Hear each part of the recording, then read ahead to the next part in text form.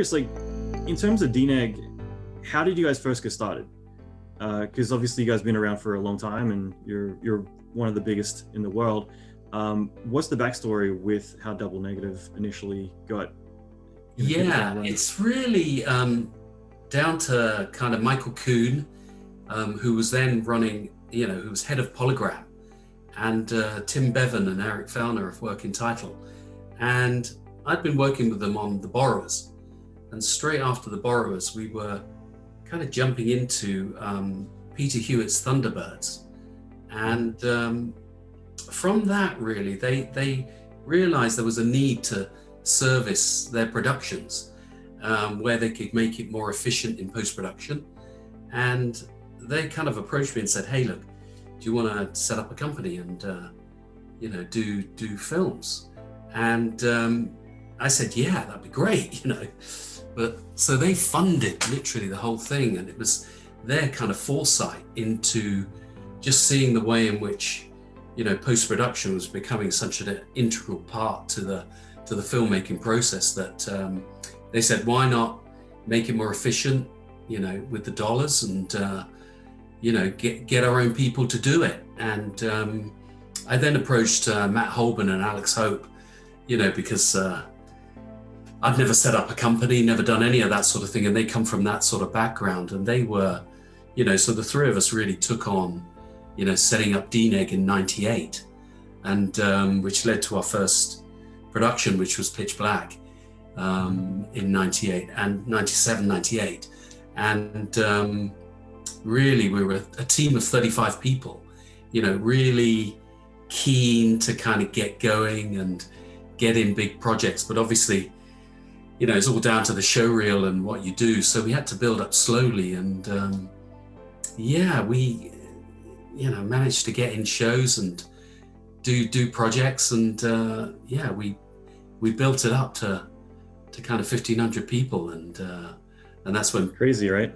Prime Focus took over, and they've grown even bigger. So Mamet's grown even bigger. So it's great. It's a great testament to the people that are at DNEG, and Alex and Matt, and the team. They're also leading and just really guiding the people in DNEG, to just really how to tackle shows, how to handle clients, the standard of work that needs to be done. And I'm very pleased with the way in which people have latched on to the whole DNEG thing and just taken the ball and run, and Paul Franklin and all those people have done a fantastic job, I love that. And I'm just curious for anyone listening to I feel like a lot of more younger creatives especially really neglect the value in relationships, and just knowing that you were talking about initially having someone have faith in you to go off and do to supervise on features, but also then when it comes time to build a company, having people again believe in you, but also rounding up the right people around you as well. Like, I'm curious, when did you guys feel it was time to start to expand internationally and start to set up in Singapore and other locations?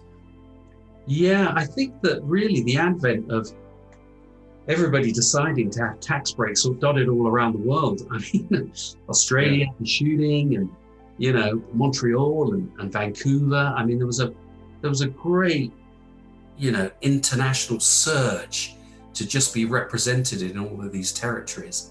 And I think that, that meant you could get a lot more work, basically, because you could qualify for the tax break and the whatever, make the numbers work. And I think the world's a smaller place.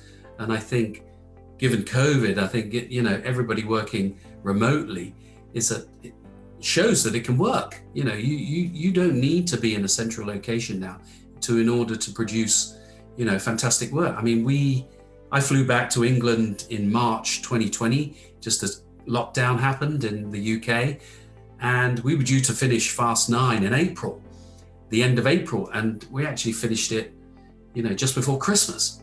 So, setting up the remote thing and doing it, and working out reviews and all that sort of stuff, I think has opened everybody's eyes to say, hey, do we need that expensive office in with thousands of seats and stuff. No, we don't. And are people's lives better because they can spend more time with their family and just really work? And, you know, I actually found myself doing more work because you had no external distractions while you're, you know, and so you focus more on what you were doing, and you kind of That's right. just dug in. But it meant that you worked intensely for a short amount of time, and then, you know, you could relax after that. So I think it was driven by wanting to be represented in territories in order to gain work.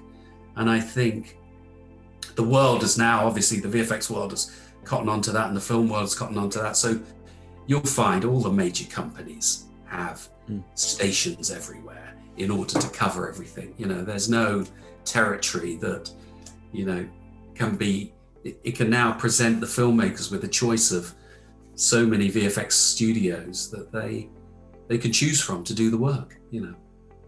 Yeah, it's pretty amazing, especially as you mentioned with COVID, knowing that in a lot of ways, like, we're all virtual at this point. So the physical location isn't as important, since, you know, even when we are physically in the same place, a lot of the time we're communicating through Shotgun or other tools to make sure it's all logged. So in a lot of ways, you know, where you are physically doesn't matter as much as making sure that you've got a good workflow that everyone can communicate fluently with each other. Yeah, and I think people's attitude towards the work, you know, given COVID and given, hey, I'm stuck at home, and look, actually, home allows me to do these other things, but it's made people think more about, you know, their life and what they want to do. And I think that is reflected in the work, because they're more at ease. They've kind of worked out a pattern. You know, they haven't got to get the tube into Great Portland Street. You know, they haven't got a long car journey or whatever it is. They're just more chilled. And, you know, hey, there's pluses. There's pluses.